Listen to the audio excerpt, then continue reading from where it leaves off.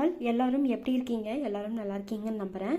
So இன்றைக்கி வீடியோவில் ஒரு நேச்சுரல் ஹேர் டை, அதாவது DIY homemade no chemical 100% effective hair dye video தான் பார்க்க போகிறோம்.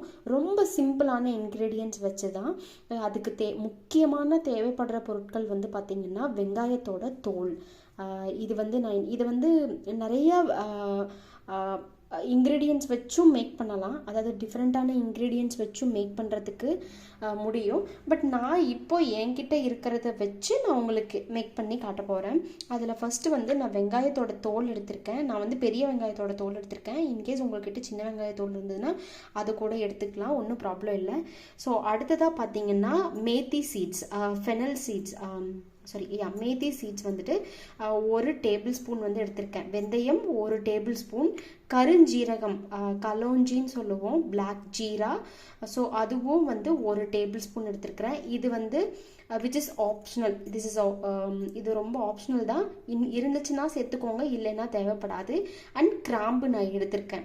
இந்த 4 பொருள் அண்ட் தேங்காய் எண்ணெய், இந்த 5 பொருளை வச்சு ஒரு DIY homemade hair dye video, hair homemade DIY easy no chemical free 100% effective homemade hair dye video தான் பார்க்க போகிறோம்.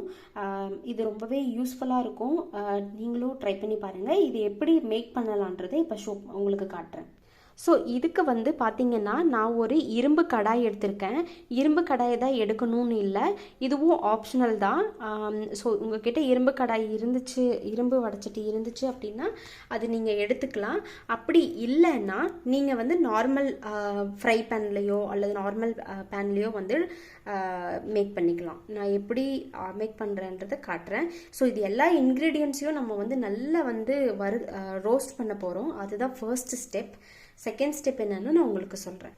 இப்போது இது நல்லா காஞ்சதும் நம்ம எடுத்து வச்சிருக்கிற வெங்காயத்தோல், அப்புறம் எடுத்து வச்சிருக்கிற வெந்தயம், கருஞ்சீரகம், கிராம்பு எல்லாத்தையும் ஒன்றா போட்டு நல்ல கருப்பு கலரில் வர்ற வரைக்கும் நல்லா வந்து வறுத்தெடுத்துக்க போகிறோம். ஸோ இது வந்து ஃபுல்லாக எல்லாமே நல்லா வந்து கருப்பு கலரில் நல்லா ஃபுல்லாக வரும். ஸோ இது இப்போ பார்த்தீங்கன்னா வெந்தயம், கருஞ்சீரகம் அண்டு அது பேர் என்ன, கிராம்பு எல்லாமே வந்து நல்ல கருப்பு கலரில் ஆயிடுச்சுங்க பாருங்கள். இந்த பேனும் அதுவும் எல்லாம் ஒரே கலரில் இருக்குது. சேம் இதே மாதிரி வெங்காயத்தோலும் நல்லா கருப்பு கலரில் ஆகிற வரைக்கும் நம்ம வறுத்து எடுத்துக்கணும். உங்களுக்கு வேணும்னா நீங்கள் தனித்தனியாக கூட ஃப்ரை பண்ணி எடுத்துக்கலாம். அதாவது ஃபஸ்ட்டு வெந்தயம், கருஞ்சீரகம் அண்ட் கிராம்பு இது எல்லாத்தையும் தனியாக வறுத்துட்டு வெங்காயத்தோலையும் கூட தனியாக நீங்கள் வறுத்து எடுத்துக்கலாம். இப்போது இந்த ஸ்டேஜ் வரும்போது இதுக்கப்புறமா இன்னொரு முக்கியமான இன்க்ரீடியண்ட், அது என்னன்னு பார்த்தீங்கன்னா டீ தூள். அது ஒரு டேபிள் ஸ்பூன் எடுத்துக்கிறேன் நான். அதையும் நல்லா போட்டு ட்ரை பண்ணி எடுத்துக்கலாம். இப்போ இது எல்லாத்தையும் ஆற வச்சுட்டு நம்ம வந்து ஒரு பிளெண்டரில் இல்லைன்னா மிக்சி ஜாரில் போட்டு அரைச்சி எடுத்துக்க போகிறோம்.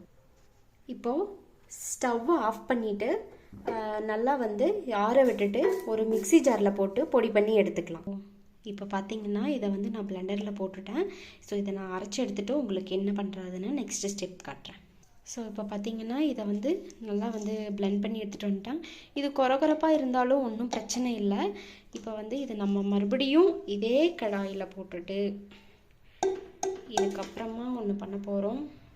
ஸோ இப்போ பார்த்தீங்கன்னா இரும்பு கடாயில் போட்டாச்சு. இப்போ மறுபடியும் நான் வந்து ஸ்டவ் ஆன் பண்ணிக்க போகிறேன். இப்போ பார்த்தீங்கன்னா ஸ்டவ் ஆன் பண்ணியாச்சு. அரைச்சது இங்கே இருக்குது. ஸோ இதை ஸ்டவ் ஆன் பண்ணிவிட்டு அந்த சூட்லேயே வந்து தேங்காய் எண்ணெய் இருக்குது இல்லைங்களா, அது நான் விட்டுக்கிறேன். ஃபுல்லாக நல்லா தழும்ப விட்டுக்கோங்க. இந்தளவுக்கு விட்டால் போதும்.